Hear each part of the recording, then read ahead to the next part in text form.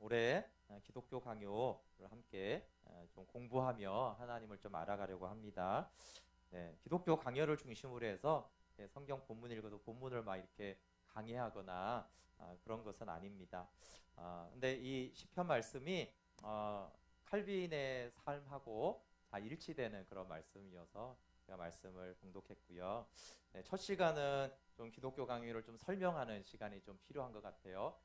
실제로 칼빈이 기독교 강요 앞에 길게 서론을 썼습니다. 왜 이걸 쓰는지 이렇게 길게 했기 때문에 시작하면서 그런 부분도 좀 설명하는 것이 필요한 것 같아요. 1강의 제목은 제가 교회 사랑과 고난의 열매 기독교 강요라고 했습니다. 이 기독교 강요라는 책이 기독교에서 위치하는 역할은 굉장히 큽니다. 일단은 기독교 강요가 무슨 뜻일까요? 예, 저도 문득 궁금해졌어요. 아는 것 같은데 갑자기 강요가 뭐지? 근데 이제 억지로 이런 것이 아니고 중심을 차지하는 가장 중요한 부분, 이게 강요의 뜻이에요. 그러니까 기독교 강요니까 기독교의 중심을 차지하는 가장 중요한 내용, 기독교의 중심을 차지하는 가장 중요한 교리를 이렇게 정리했다라고 볼 수가 있고, 기독교 강요는 조직 신학이라고 하는 말이 그냥 어렵고 조직화했다라는 뜻이에요. 우리가 뭘 믿는지를 이렇게 조직화해서, 설교도 이제 강해 설교가 있고 주제 설교가 있는데, 강해 설교는 그냥 성경이 이렇게 하는 대로 따라가는 것이고요. 주제 설교는 기도가 뭔가 이렇게 이제 정리하잖아요. 그래서 이제 칼빈이 이렇게 기도가 뭔가 뭐 이렇게 단순한 건 아니고요. 그렇게 주제적으로 정리를 아주 체계화시킨 신학을 조직 신학이라고 하는데, 기독교 강요는 아주 조직 신학에서 중요하게 다루는 그런 책입니다. 그리고 근데 이름을 그렇게 지었는데 정말 그 이름대로 되어졌어요. 교회사에서, 기독교 역사에서. 그래서 기독교의 정말 중심적인 내용이 이 기독교 강요에 기록되어 있다. 이렇게 너무 많은 사람들이 다 수용을 했습니다. 그래서 보통 이제 개혁주의라고 했을 때는 보통 이제 칼빈의 기독교 강요를 중심으로 신학을 믿는, 성경을 믿는, 하나님을 믿는 사람들을 이제 개혁주의라고 합니다. 그리고 여러분 많이 들었던 이제 청교도들 있잖아요, 그렇죠? 영국에서 미국으로 건너간 그 청교도의 사람들이, 존 오웬 등 이런 사람들이 이제 칼빈의 기독교 강요를 중심으로 자신의 신학을 기반으로 이제 발전시킨 사람들입니다. 그리고 이제 존 낙스라는 사람이, 우리는 잘 모르는데 사실 저희가 장로교잖아요.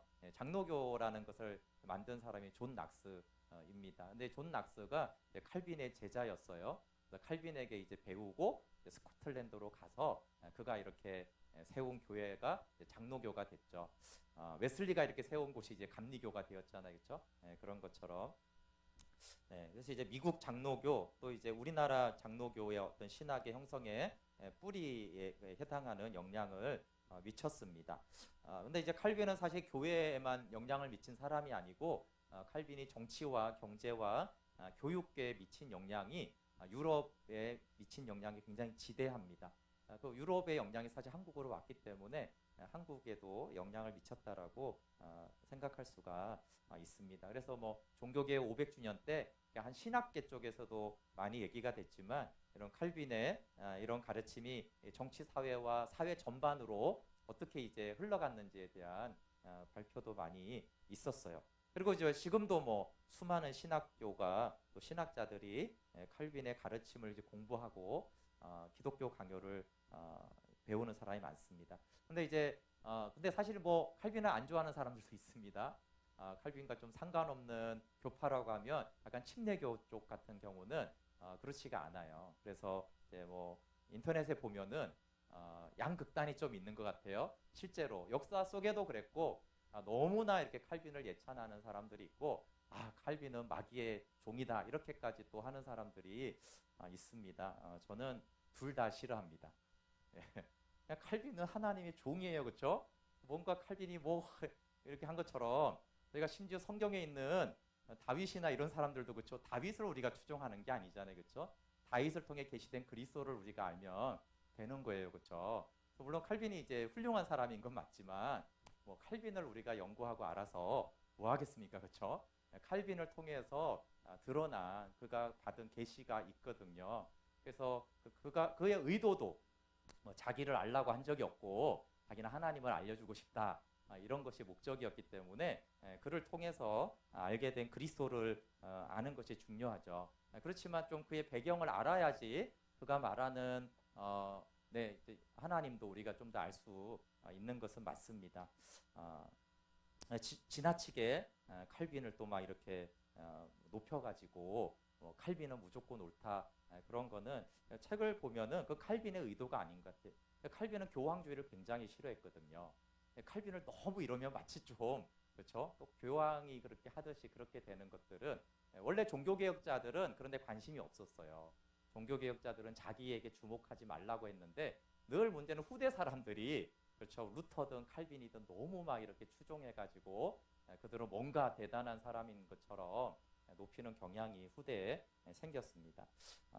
그렇지만 이제 칼빈은 자기에 대해서는 별로 얘기하지 않았어요. 그래서 칼빈의 정기도 있지만 그게 사실인지 아닌지 논란이 많아요. 그래서 이제 칼빈에 대한 비난도 많고 왜냐하면 자기가 자기 얘기를 별로 하지 않았어요. 그래서 사실은 칼빈은 자기를 아는데 별로 관심이 없었기 때문에 자기를 소개하는데 별로 관심이 없었어요. 근데 대신에 칼빈이 아주 관심이 많았던 것은 이 기독교 강요를 알기를 원했어요. 믿는 자들이. 자기는 알 필요 없지만 이 기독교의 강요의 내용은 정말 알기를 원했어요. 그래서 오히려 칼빈의 의도대로라면 뭐 칼빈의 생애가 어떻고 뭐 그의 지적 수준이 어떻고 이런 거보다는 그가 이 기독교 강요를 통해서 하나님을 알려주고 싶었기 때문에 이 기독교 강요의 내용은 알기를 정말 바라는 마음이 그에게 있었습니다. 이 기독교 강요에 대한 평가를 마틴 로이드 존스 목사님은 이렇게 말했어요. 뭐 잘 모르지만 유명한 분이죠.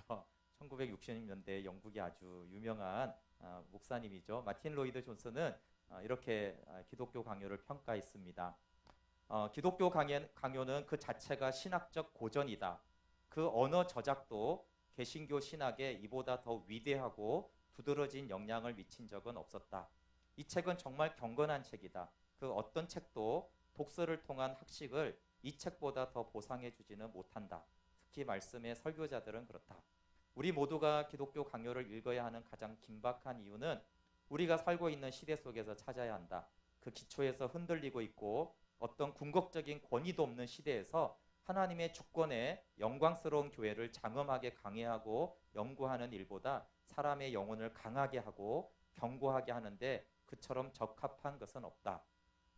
이 책은 종교개혁을 위해 순교한 자들, 1662년 메이플라워호를 타고 미 대륙에 건너간 102명의 청교도들, 언약주의자들, 그리스도를 위해 핍박과 죽음을 대면해야 했던 많은 사람들의 영혼의 비상휴대식량이었다. 오늘날 이 책보다 더 필요한 책은 없다. 이렇게 아주 마틴 로이드 존스 목사님은 이 책이 최고다. 성경 다음으로 이 책이 너무나 필요하다. 그리고 정말 복음을 위해 핍박당하고 순교한 사람들이 이 비상휴대식량과 같은 이 기독교 강요의 내용을 믿음으로 그 고난을 이겨내고 이렇게 믿음으로 살 수가 있었다라고 그렇게 강조를 했습니다. 그래서 많은 책들이 있지만 이 책만큼 유익을 얻을 수 있는 책은 없다라고 이렇게 소개를 했습니다. 그 영국 교회 상황은 그렇게 말하고 있는 거 뿌리가 흔들리고 있다라고 얘기했는데 그렇기 때문에 이 기독교 강요가 영국에 굉장히 필요하다라고 당시 얘기했고, 근데 안타깝게도 영국이 거의 막 뿌리가 뽑히고 있잖아요, 지금은. 그렇죠? 근데 그 우리가 알지만 이미 수십 년 전에 그런 유럽 교회 모습이 지금 한국 교회 그대로 나타나고 있기 때문에 어떻게 보면 마틴 로이드 존스 목사님이 봤을 때 지금 한국 교회에 이 기독교 강요가 너무 필요하다. 절대적인 권위가 없는 시대에 하나님의 주권의 영광스러운 교회가 선포되어야 된다. 네. 모든 시대에 모든 교회들이 그럴 수 있지만 한국의 기독교도 인간 중심, 필요 중심의 교회화가 너무 많이 진행이 되었습니다. 근데 이제 우리가 이론으로는 알고 있어요. 믿는 자가 제일 되는 목적은 하나님의 영광을 위해서 사는 것인데, 근데 실질적으로 우리의 신앙의 중심이 하나님께 영광을 돌리는 것이 정말 내 신앙생활의 중심이 되고 있느냐, 아니면 내 필요와 만족을 채우는 것이 중심이 되고 있느냐. 우리가 말로는 하나님의 영광을 위해서 우리가 존재하고 살아가는 목적이라고 하지만 실제로 이제 신앙생활의 내용적으로는 그렇지 않다라면 그것이 이제 회복돼야 된다라고 하는 것이에요. 근데 칼빈이 말하고 싶은 중요한 주제 중에 하나가 하나님의 주권이고 그분의 영광을 위해서 우리가 존재하고 그렇게 신앙생활을 해야 된다라고 하는 것입니다. 그리고 다음 주에 책을 보여드릴게요. 제가 보는 책은 4명의 신학자들이 번역을 했는데 거기서 이제 중요하게 이 기독교 강요의 필요성을 이렇게 말을 하더라고요. 만약 기독교 강요가 없었다라면 루터가 죽은 후에 개신교는 목적을 잃고 흩어졌을 것이 뻔한 일이다.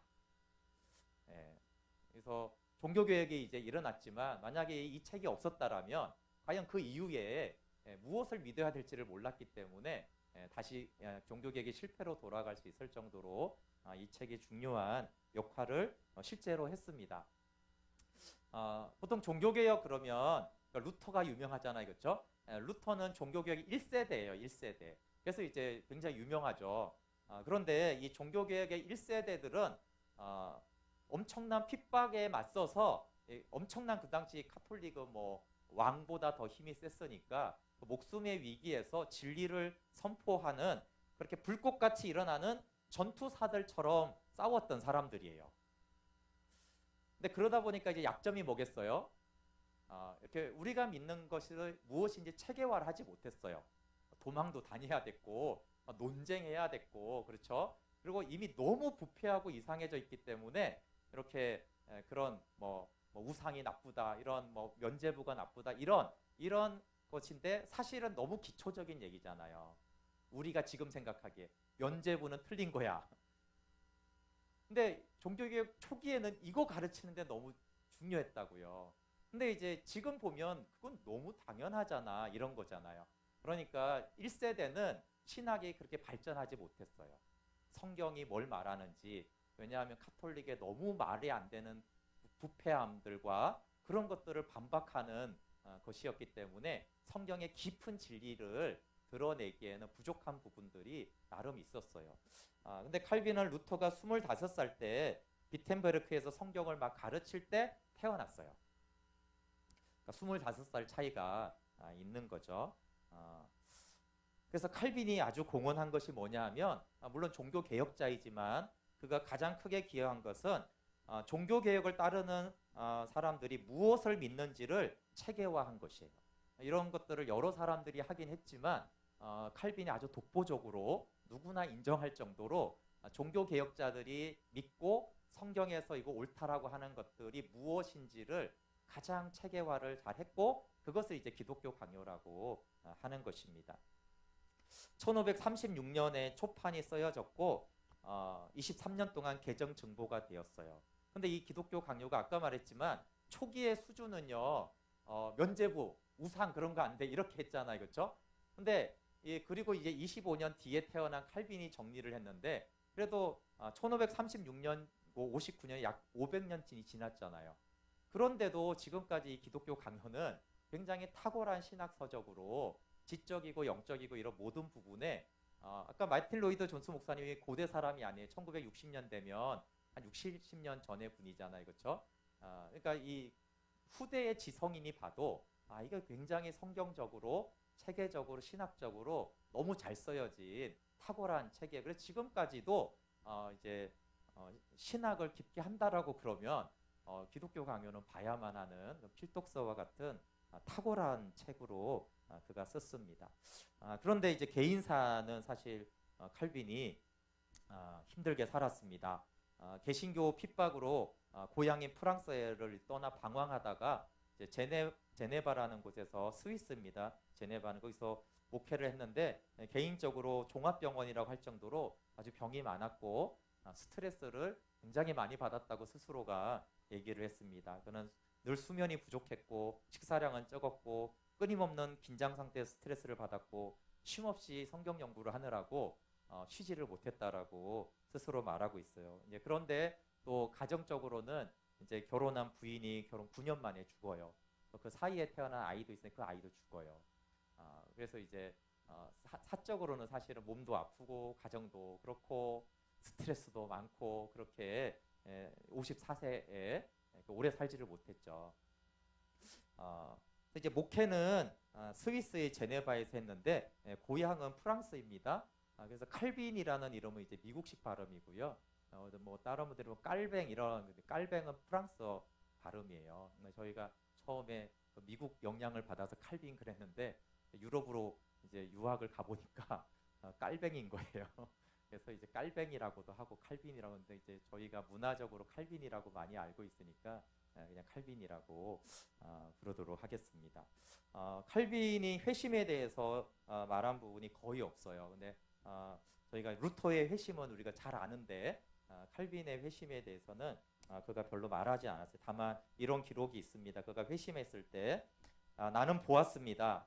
마치 빛이 내 위에 막 쏟아져 비치는 것 같이 나는 내가 지금까지 얼마나 과오의 돼지 우리에서 뒹굴고 있었는가를 그리고 내가 얼마나 부정하고 더러웠는가를 밝히 보았습니다.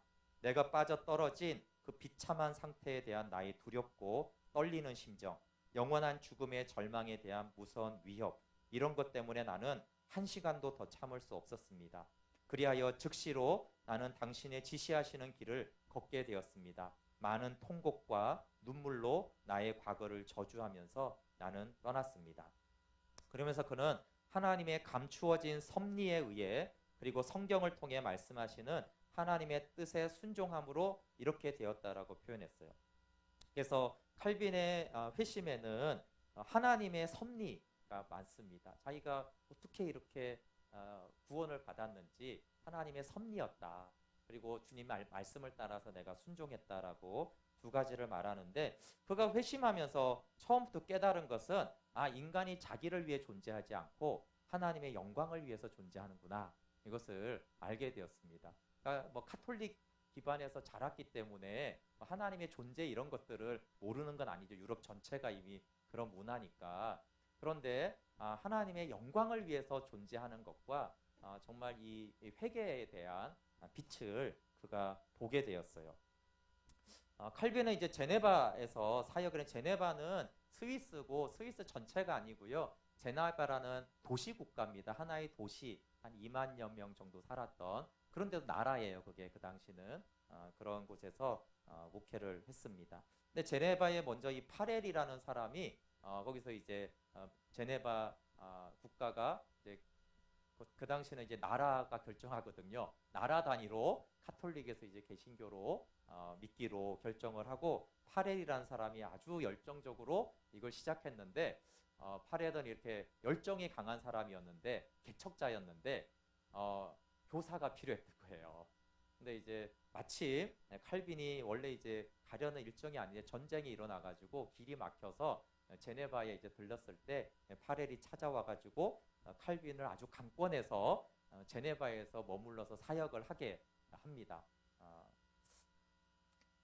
그래서 이제 그 제네바에서 사역을 하는데 이렇게 훌륭한 사람이었음에도 불구하고 교회에서 쫓겨나기도 해요.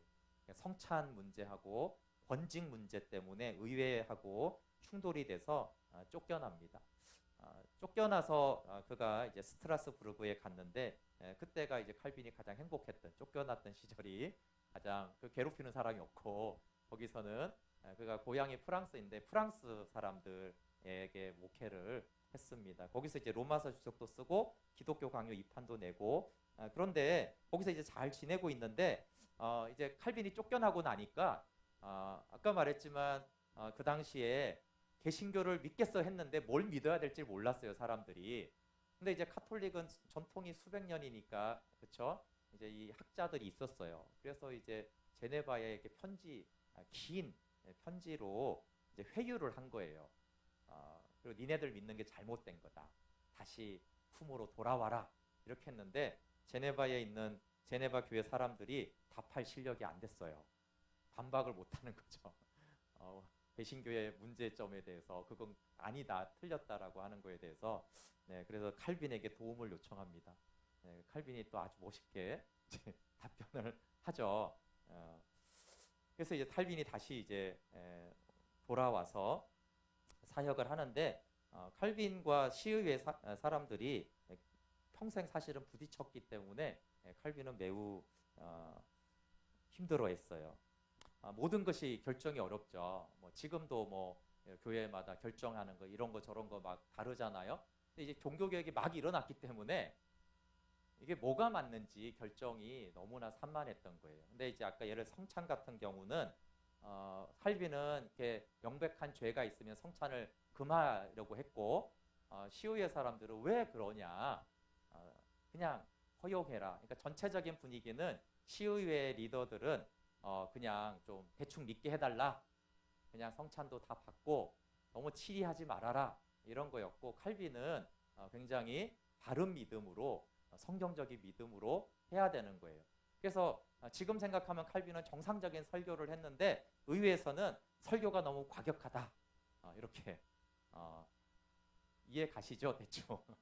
그냥 대충 다 괜찮다라고 하면서 진리만 전하면 되는데 왜 자꾸 이렇게 진리대로 살아야 된다고 하나님의 영광을 위해서 살아야 되냐 이런 것들을 좀 부드럽게 해라 뭐 이런 식으로 자꾸 해가지고 칼빈은 사실 굉장히 스트레스를 받으면서 목회를 죽을 때까지 했습니다.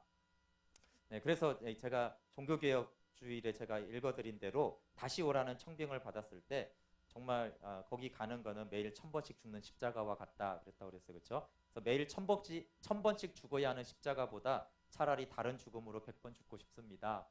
그렇게 다시 제네바에서 사역을 하는 것이 칼빈에게는 스트레스가 되었습니다. 그때 이제 파렐이 그 칼빈을 이렇게 제네바에 있게 했다고 했잖아요. 그렇죠? 파렐에게 쓴 편지에서 제네바에서의 비참한 나의 삶을 생각할 때 돌아와 달라는 소식을 듣고 어찌 내 영혼이 떨지 않을 수 있겠소. 내가 당신의 동료로 지명된 이후 우리가 줄곧 당했던 불안에 대해 말하지 않겠소. 그 당시 나의 양심이 얼마나 괴로웠으며 내 마음이 얼마나 불안으로 들끓었는지를 생각하고 제네바를 불길하기 짝이 없는 것으로 생각하고 두려워한다고 해도 용서해 주시기 바라오. 주님이 부르신 소명의 굴레를 벗어 내 팽개치지 않는 이상 내가 그곳에 오래 머무를 수밖에 없었을 것이라는 것을 잘 알지 않소. 손과 발이 묶여 있는 이상 잠시라도 딴 곳으로 가고 싶은 생각, 무의식 중에 다가오는 엄습하는 잡념에 귀 기울이기보다는 그 모진 고통을 당하기로 결심했었소. 그런데 다시 그 모진 소용돌이로 들어가기를 꺼린다고 해서 누가 나를 용서하지 않겠어. 네, 간단히 말하면 제네바는 너무 불길한 곳이야. 교회를 말하는 교회. 거기 너무 짜증나는 곳이야. 너무 끔찍한 곳이야. 그 모진 고통이 있는데 이제 나와 쫓겨나가지고 쫓겨난 걸 좋게 생각한 거죠. 다시 거기 내가 그 소용돌이 속으로 사람들이 막 정치하고 뭐 이권 다툼 있고 그 속에서 진리를 전하고 진리대로 교회를 세우는 것이 얼마나 어려운지를 이야기하는 거예요. 근데 결과는 어떻게 됐을까요? 여러분 안 가봤지만 제네바를 가면 지금도 가장 잘 정돈되고 깨끗하고 아름다운 도시 중에 하나예요.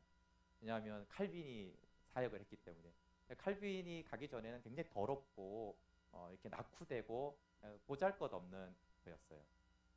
칼빈이 교회만이 아니라 모든 사회 생활 도덕 전반을 새롭게 했거든요. 그래서 그 칼빈의 사역 이후로 제네바는 지금까지 굉장히 그 유럽에서 탁월한 도시로 이어져 오고 있죠. 그래서 칼빈은 고통을 당했고 칼빈은 제네바의 도시와 교회를 잘 세웠습니다. 네, 그렇게 이제 뭐 훌륭하다고 그러지만 그가 유언할 때 제가 한번 읽어드렸죠. 그 자신에 대해서는 하나님께서 나를 불쌍한 피조물로 여겨주시기를 늘 구했고 자격이 전혀 없는 나를 구원의 교리를 가르치는 그런 동참자로 만드시려고 내가 빠져있던 무서운 우상숭배의 소굴에서 끌어내신 것에 대해서 감사드립니다라고 했습니다. 그러면서 하나님께서는 나에게 같은 긍휼을 베푸시기를 계속하시어 여러 번 버림을 받아 마땅한 많은 죄와 허물을 참아주셨습니다.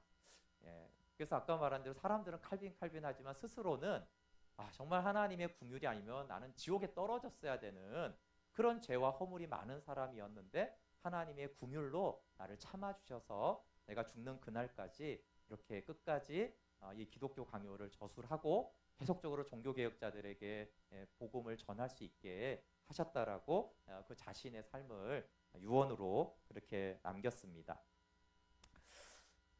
나는 하나님께서 나를 은혜로 양자 삼으시는 것 이외에 다른 소원이나 위안이 없었습니다. 그러면서 그에게 사역도 중요했지만 하나님의 은혜로 내가 구원받은 이것이 얼마나 감사한 일인가를 그의 유언 속에서 남겼습니다.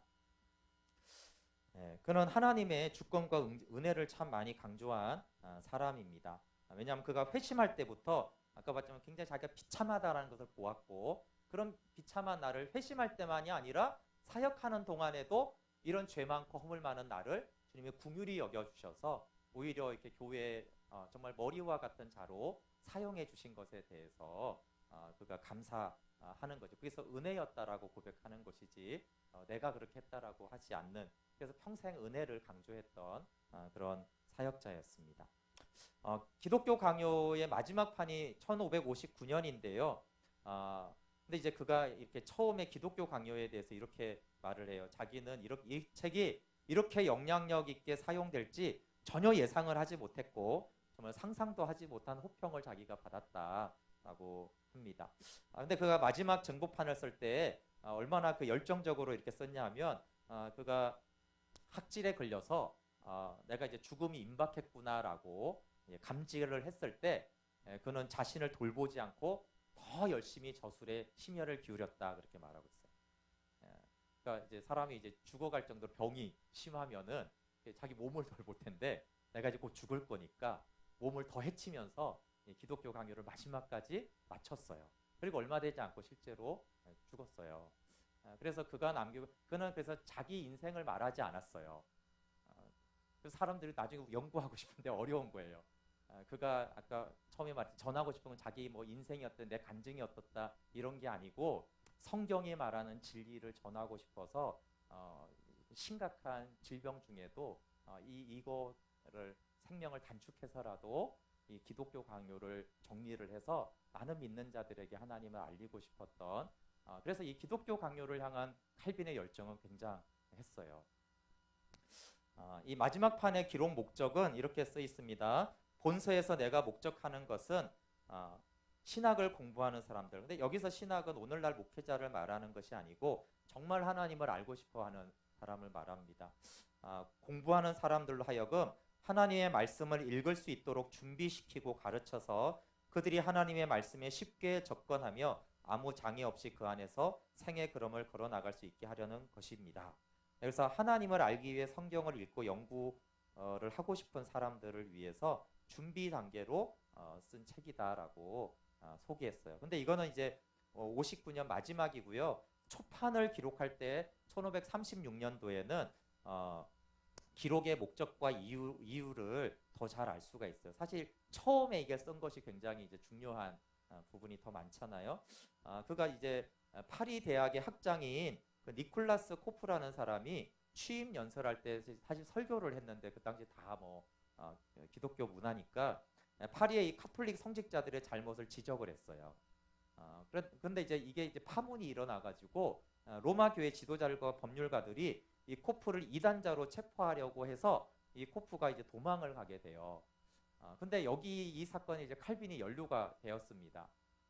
정확한지는 모르지만 그 설교의 초안을 칼빈이 써줬다 이런 말이 있을 정도로 이제 관계성이 있었어요. 그러니까 이제 코프가 이단자로 몰려서 이제 그 당시는 잡히면 이제 심한 화형을 당할 수도 있는 그런 시대였기 때문에 이제 칼빈도 이제 어쩔 수 없이 파리를 탈출해가지고 고향으로 갔다가 이제 고향에도 못 있고 이제 이렇게 유럽을 떠돌게 되어져요.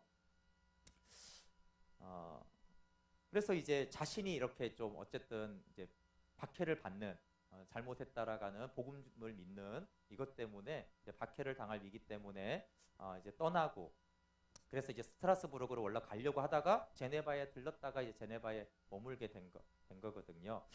근데 이제 그가 이제 이 기독교 강요를 저술하게 된 동기가 이제 바젤에서 정말 교회를 사랑하고 형제를 사랑하기 때문에 나온 거예요. 왜냐하면 이제 자기는 그렇게 해서 나왔잖아요, 도망을. 근데 이제 프랑스에서는 대대적인 이제 개신교 핍박이 있었어요. 그래서 그 핍박받는 조국의 복음주의자들을 변호하기 위해서 기독교 강요를 썼습니다. 그리고 이제 그 복음주의자들을 핍박하지 말라고 프랑스와 1세에게 이 책을 헌사해요. 그러니까 너무 감사해서 존경해서 헌사하는 게 아니고요. 이것 좀 보고 핍박하지 말라고. 왜냐하면 이제 칼빈이 그렇게 얘기해요. 왕이 지금 그 카톨릭의 간신배들에게 속아서 개신교를 핍박하고 있으니까 우리가 믿는 것이 무엇인지를 왕이 정확하게 안다라면 이것이 진리인 것을 알고 핍박하지 않을 것이라고 믿는다고 하면서 이 책을 읽어보라고 보냅니다. 그래서 서문이 굉장히 긴 게 이 프랑스와 1세에게 쓰는 편지 형식이 굉장히 길어요. 그래서 읽으라는 것만 쓰기 위해서 굉장히 길고 읽으라고 520페이지 책을 보낸 거예요. 네. 지금은 훨씬 더 이제 분량이 많습니다. 근데 이제 뭐 그것만이 아니라 이제 파리에 이제 미사를 반대하는 이제 벽보들을 막 이렇게 붙였는데 그것이 또 반대자들이 막 모함을 해가지고 충성된 복음주의자들에게 막 잡혀서 여러 사람이 화형을 당하기도 했어요.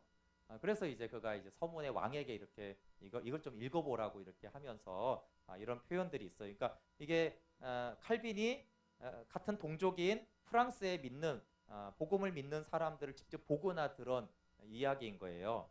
가련하고 어린 교회는 잔인한 학살로 인하여 쇠잔해지고 혹은 추방당하고 혹은 위협과 공도에 압도되어 감히 입 한 번도 열지 못하고 있는 실정입니다.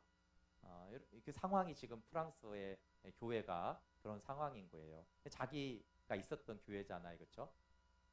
그리고 무법하고 광포한 그들이 폐하에 묵인하에 감금, 채찍, 고문, 참형, 화형 등으로 계속 박해를 가한다면 우리는 실로 도살장으로 끌려가는 양처럼 극심한 공경에 빠지게 될 것입니다.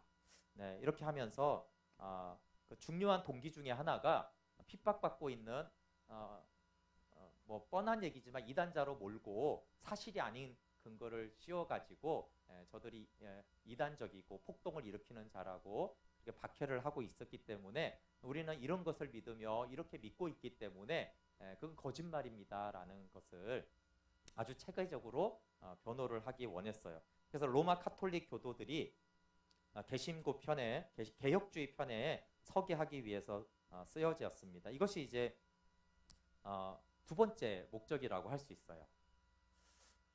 첫 번째 목적은 교회 사랑과 형제 사랑을 위해 기독교 강요의 내용을 적술했습니다. 이 반박과 변호만을 위해서라면 그렇게 길게 쓸 필요가 없었겠죠. 근데 이게 그가 첫 번째 목적으로 이렇게 쓰고 있어요.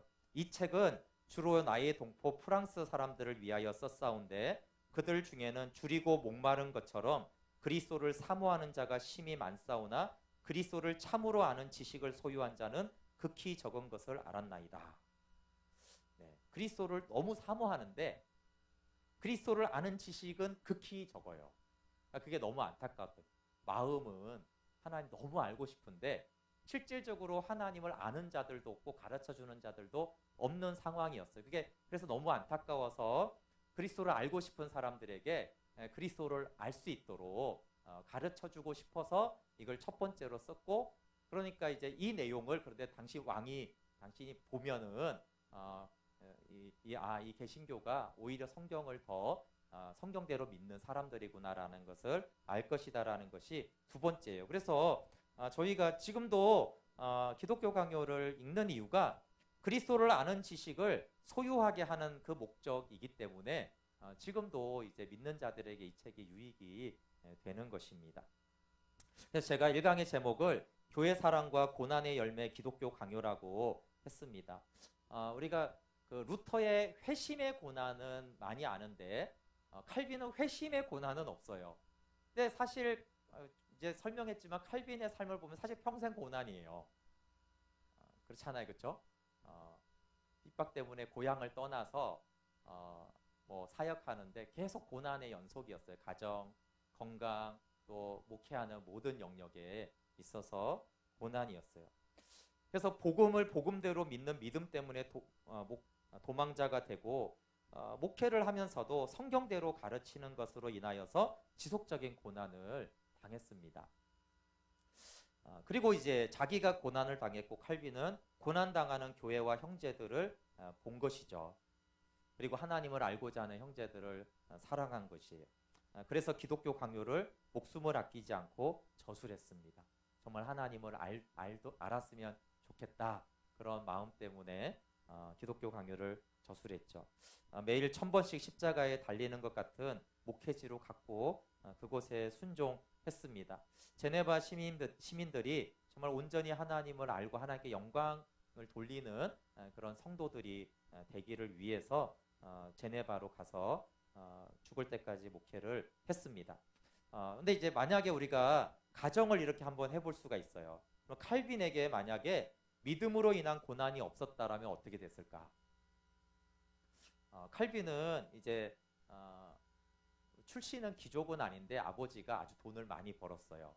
그래서 이제 부유한 집안의 아주 똑똑한 청년이죠. 부유한 집안에서 똑똑한 사람이면 사실 별로 고난하고 상관이 없잖아요, 그렇죠? 근데 하나님이 부유한 집안에 아주 똑똑하게 자라서 탁월하게 공부도 잘하고 리더십이 있던 이 칼빈을 사실은 평생 고난의 길로 인도하신 거예요. 그리고 복음을 믿는 형제들과 교회가 고난을 당하지 않았다라면 이 기독교 강요는 나오지 않거나 나와도 굉장히 빈약했을 거예요. 근데 자신이 믿음 때문에 고난을 받고 또 자기보다 더 고난받는 그 형제들을 보면서 또 그 고난 중에 하나님을 알고 싶은데 알 수가 없는 그 당시에 교사도 없고 책도 없는 그 안타까움이 사실은 이 기독교 강요가 나오게 된 것이죠. 그래서 그럼 칼빈은 굉장히 똑똑한 사람이 맞아요. 그런데 이 기독교 강요는 교회 사랑과 고난의 열매로 나온 것이에요. 그래서 지적 접근을 해도 훌륭한 책이지만 이 책은 지적 호기심을 충족시키기 위해서 칼빈이 절대 쓴 게 아니에요.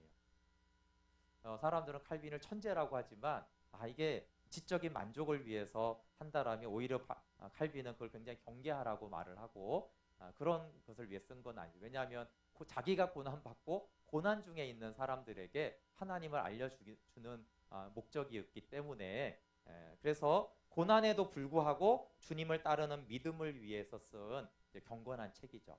하나는 이제 왕에게 보내서 핍박은 그만해라라고 하고 싶었고 하나는 핍박받고 있는 그 성도들에게 이걸 줘서 그 핍박 속에서도 믿음을 견고하게 잃지 않도록. 그래서 아까 마틴 로이드 존스 목사님이 종교개혁에 때 순교한 사람들 그들에게 이 기독교 강요가 비상휴대식량과 같았다라고 하는 거예요.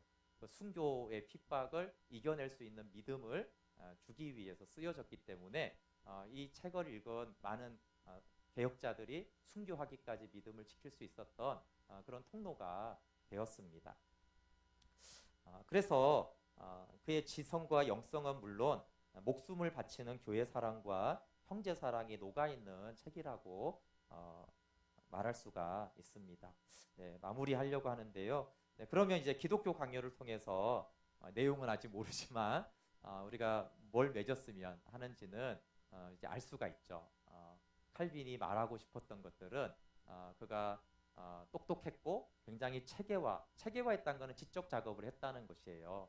그러나 그의 의도와 열매에서 그런 의도는 전혀 없었다라는 거예요. 정말 고난 중에 하나님을 알고 핍박 중에 하나님을 알고 그렇게 하나님을 알았으면 정말 목마르고 하나님을 알고 싶은 사람들에게 정말 하나님은 이런 분이다라는 것을 알려주고 싶었던 그의 고난 중에 나온 작품이에요. 그래서 사실은 그가 예수님 믿기 전에는 부유한 집안에서 똑똑하게 잘 자랐습니다. 사실 이제 예수님 믿고 나서부터 고난이 시작이 됐죠. 회심을 하고 나서 정확히 회심 시기는 모릅니다. 다만 회심한 뒤 한 1, 2년 어간에 이제 그 박해의 일이 일어나서 도망자 생활을 하면서 그 뒤로는 사실은 계속적인 어려움들을 대부분 겪었어요. 그러면서 그가 죽는 해까지 계속 이 기독교 강요를 이제 증보하면서 하나님의 말씀을 알려주고 싶어 했습니다. 그래서 바르게 기독교 강요를 배운 사람들은 하나님을 경외하며 말씀으로 믿음이 자라게 됩니다. 수많은 믿음의 거장들이 세워지는데 이 책이 그래서 도움이 많이 되었습니다. 개인적으로는 참된 복음으로 하나님을 알고 고난 중에도 하나님을 경외하는 믿음이 세워지도록 하는 열매가 우리가 맺어졌으면 좋겠고, 또 칼빈의 삶에 이 핍박당하는 프랑스의 교회와 형제들을 향한 사랑하고 안타까운 마음이 있었고, 자기가 이제 목회하고 있었던 그 스위스의 제네바에도 정말 고난 중에도 이 교회와 이 시민들과 이 도시 전체를 하나님의 통치하는 나라로 세우고자 하는 고난을 감당하면서 그렇게 사역했던 마음이 뭐 여러 주석도 많이 썼고 그랬지만 칼빈이 가장 심혈을 기울여서 자신의 믿음과 신앙과 신학을 체계화한 것이 이제 기독교 강요거든요. 그래서 기독교 강요 그렇게 말을 하는 것입니다. 그래서 부족한 것도 있겠죠. 당연히 사람이 쓴 거는 다 그렇지만 칼빈의 그 마음을 우리가 알고 그 마음을 알아서 이렇게 영향을 받은 사람들은 굉장히 건강한 신앙의 토대를 세웠던 것처럼 저희가 이 기독교 강요를 통해서 저희 교회도 하나님 고난 가운데 하나님을 경외하고 그리고 형제를 사랑하고 교회를 하나님의 진리대로 영광의 교회가 되게 하기 위해서 분투했던 그의 목숨을 소진해 가면서 그렇게 하나님과 교회를 세우고자 했던 그 마음이 우리한테 동시에 부어지는 은혜가 같이 앞으로 있으면 좋겠습니다. 그래서 시편 119편의 말씀이 좀 맞다고 해서 고난 당한 것이 내게 유익이라 그랬잖아요. 그렇죠? 개인적으로 부유한 집안에서 똑똑하게 태어난 이 칼빈이 예수님 믿고 고난을 많이 당했어요. 예수님 안 믿었으면 사실 정말 세상적으로는 안락하게 살 수 있는 그런 모든 환경을 갖고 있었지만 예수님을 믿은 이유로 그러나 그걸 한 번도 후회하지 아니하고 그 고난 받는 믿음의 삶을 걸어가면서 믿음을 격려했던 그런 책이기 때문에 뭐 한 인간으로서는 부족한 것도 있고 그렇지만 그의 마음과 그가 이렇게 말해요. 자기 삶은 부끄러운 게 많았지만 이 기독교 강요는 자기가 아는 한 온전한 진리를 전하기 위해 내가 부끄럽지 않게 하나님 앞에서 쓴 것입니다. 이렇게 이야기를 하거든요. 그래서 그는 그의 삶은 부끄럽다고 말을 하지만 그가 전한 복음은 이것은 내 양심을 걸고 하나님 앞에서 내가 아는 한 진리대로 바르게 하기 위해서 나는 정직하게 모든 것을 걸고 이렇게 했습니다라고 했던 그런 이제 말씀 사역자였습니다. 참 정직하죠, 그렇죠? 그래서 이렇게 대단하기 때문에 나는 훌륭하다 이러지 않고요. 나는 아까 말한 대로 버림받아 마땅한 자이지만 그러나 성경이 말하는 이거를 전하는 이것만은 이 순수성만은 다 오해하지 않고 받아줬으면 좋겠고 그리고 자기가 아는 한 성경대로 자기는 이 진리를 증거하려고 기독교 강요를 집필했다라고 말을 했습니다. 네, 함께 찬양하고 기도하겠습니다.